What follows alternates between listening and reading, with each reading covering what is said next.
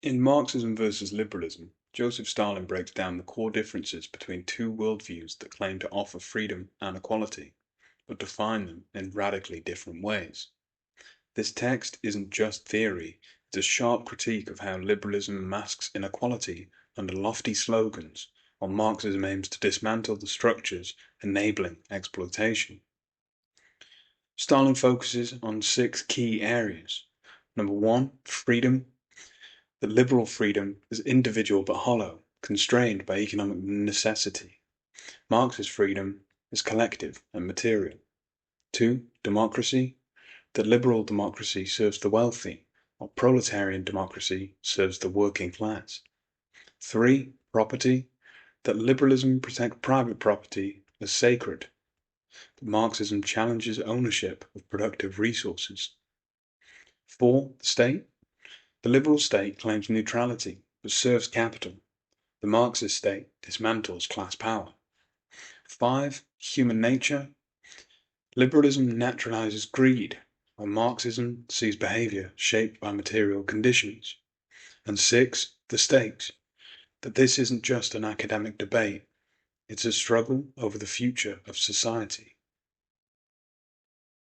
In this book, Stalin doesn't just critique liberalism, he offers Marxism as an alternative rooted in material analysis and collective action.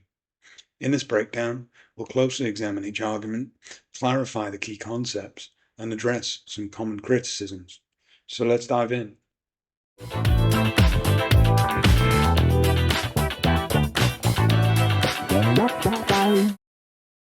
Stalin begins with a foundational question. What is freedom? Liberalism claims that freedom means individual rights, equality before the law, and the ability to pursue success. But Stalin points out that under capitalism, this freedom is formal, not real. A worker might be free to sell their labor to any employer, but they're still forced to work in order to survive. Meanwhile, the capitalist factory owner, landlord, boss, whatever they may be, also has freedom. The freedom to exploit labor, to accumulate wealth, and to protect their power. This isn't equality. It's a system where one class's freedom depends on another class's exploitation. Sure, some may say that capitalism allows hard work to lead to success, but Stalin would counter, the exception does not disprove the rule. For every self-made millionaire, countless workers remain perpetually trapped in poverty. Marxism rejects this abstract liberal view of freedom. Instead of focusing on rights in theory, it looks at material conditions, how power, property, and survival are distributed in society. True freedom, Stalin argues, can only exist when the means of production, so the factories, the land, the resources, are owned collectively and managed democratically. In short, liberalism offers formal equality. Marxism fights for material equality. Democracy is liberalism's prized possession, but Stalin challenges its legitimacy. On paper, liberal democracy means rule by the people, but Stalin points out the obvious. Economic power shapes political power. Who funds election campaigns? The wealthy. Who owns the media that shapes public opinion? The wealthy. Who lobbies politicians? The wealthy. Behind every election lies the invisible hand of capital. Workers may cast votes, but the ruling class sets and controls the agenda. Some may argue, at least we have elections under capitalism. But Stalin would reply, voting every few years doesn't mean real control if the entire system is built to favor the rich at every step. Marxism, on the other hand, does not reject democracy, it redefines it. Under socialism, democracy isn't just about choosing between 2 millionaire-backed candidates every few years. It's about direct participation through workers' councils and collective decision-making. For Stalin, proletarian democracy means the working class isn't just voting, it's ruling. and it's shaping the world around them every day.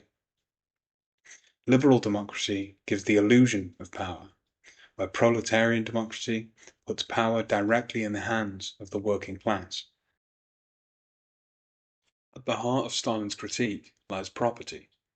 Liberalism treats private property as sacred, but Stalin points out that when liberals say property, they don't mean your home or your personal belongings, they mean the means of production. Under capitalism, a minority owns these productive forces, while the majority must sell their labor in order to survive. This isn't about freedom, it's about maintaining class domination. Some may say that without private property, people would stop working hard and innovating, but Stalin would clarify that Marxism opposes private ownership of productive forces, not personal property. So your house, completely safe. Your factory full of exploited workers, that there is the problem. Marxism advocates for collective ownership of the means of production. So factories, land and resources are managed democratically, not hoarded by a wealthy minority. For Stalin, this isn't just economic policy, it's the foundation for real human freedom.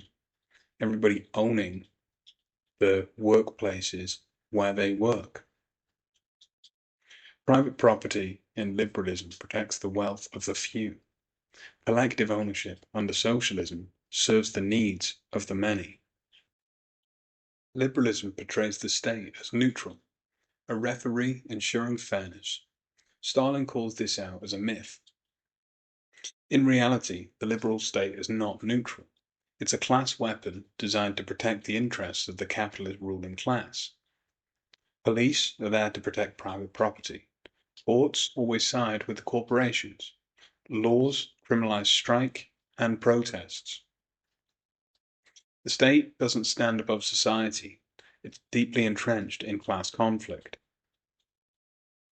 Some may argue back or rebut that socialist states also have police and laws, and Stalin would rebut that by saying, under socialism, state power serves the working class and not the capitalist minority and their private property. Under socialism, the state becomes a tool to dismantle the remnants of capitalism and empower the working class. Eventually, as class distinctions fade, the state itself will wither away. The liberal state is there to protect capital. The Marxist state is there to dismantle class power. Liberalism often argues that capitalism aligns with human nature, saying that people are naturally greedy, competitive, and self-interested. Liberal ideology claims that without private property and competition, society would stagnate. Stalin dismisses this as ideological nonsense. Human behavior, he argues, is not fixed. It's shaped by social and economic conditions. In a system built on exploitation, greed is rewarded. In a cooperative, socialist system, solidarity and collective well-being become natural values. A common rebuttal to this is people saying that all socialist systems are utopian, but Stalin would respond that there's nothing utopian about building structures that reward cooperation instead of greed. Capitalism does not reflect human nature.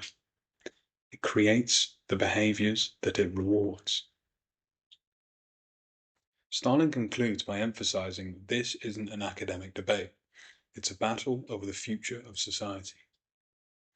Liberalism defends an unequal system by masking it with abstract freedoms.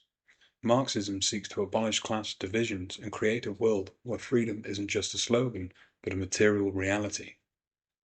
For Stalin, the stakes are clear.